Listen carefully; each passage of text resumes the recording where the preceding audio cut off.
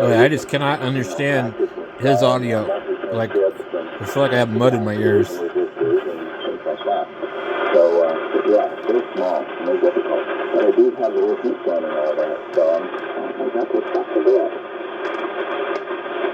Alright, well, I'll order the larger one, and, because they have like 10 different versions, and I don't know which one I need.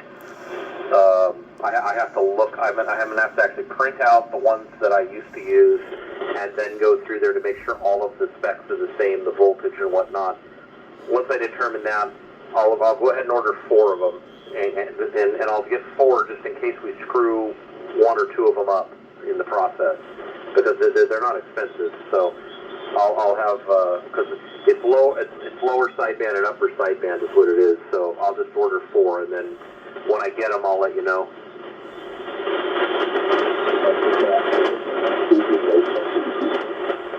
Yeah, it's a RAND technology board that they sell at Hayseed AmFest website, and I've used them for years. They're just a little board with 4 crystal oscillator chips on it, and you just order those tests and chips, you put the frequency you needed, and you plug them into the socket, and that's it. It's got a little regulator on board and outputs and pads to enable the channels. I mean, real simple.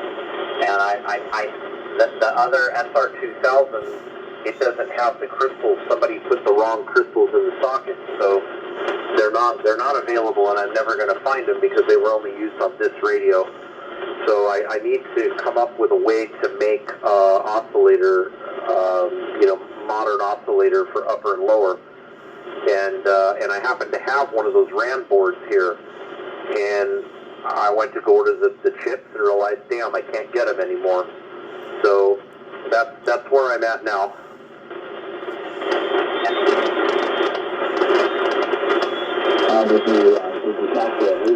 Man, he just sounds horrible.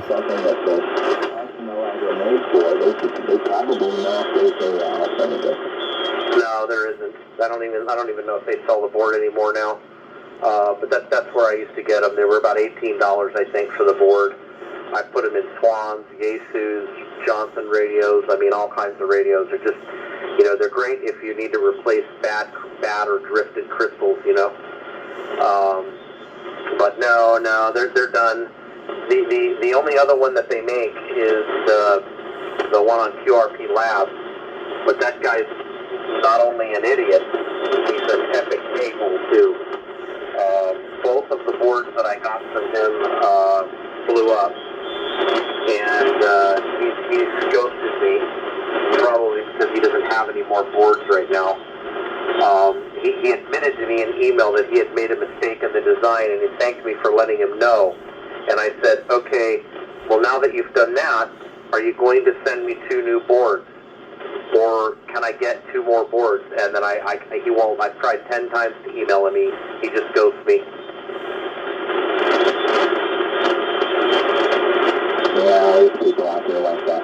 Okay, so I've determined how efficient it is, and it's said, by the way, but looking at all of this, there's nothing I can do.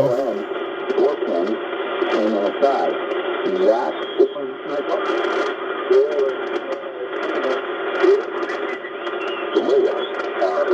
The very bottom one, getting in there is very different. Something that's so good. Okay, so I looked up SLN, surface mount adapter.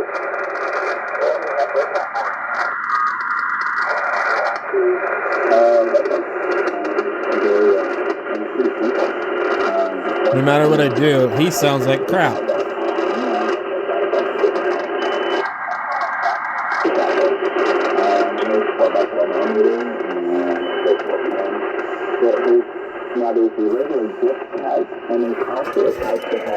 Ugh, it's terrible. He went and bought a new radio, a 7610, and I don't know what he's done to it. I don't know if that's what he's on. I assume that is. I thought maybe he might be off frequency. Hopefully it's just band conditions, because that really sounds bad.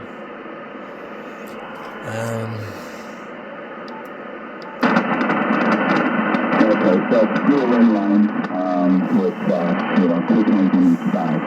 All right, whole bunch of different kinds. It's like, well, It's a little bit better if I narrow him up.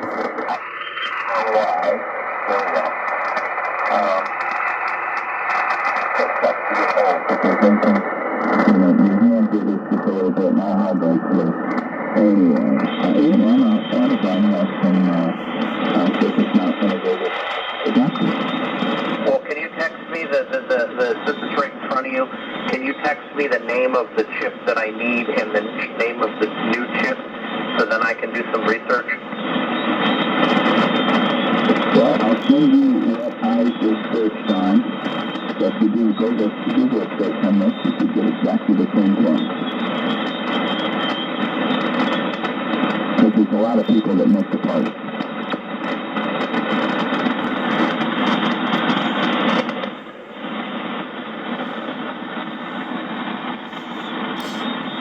Sounds horrible. All right, yeah, if you can send it to me tomorrow, I'm gonna be home, so I'll do some research. If they make an adapter, fantastic. I'll order four of the adapters, and then I guess the only challenge we'll have is to solder the new chips to the little adapter boards, right? Yeah, I'm pretty, this is a pretty simple chip. I don't think there'd be any problem at all. I can do that.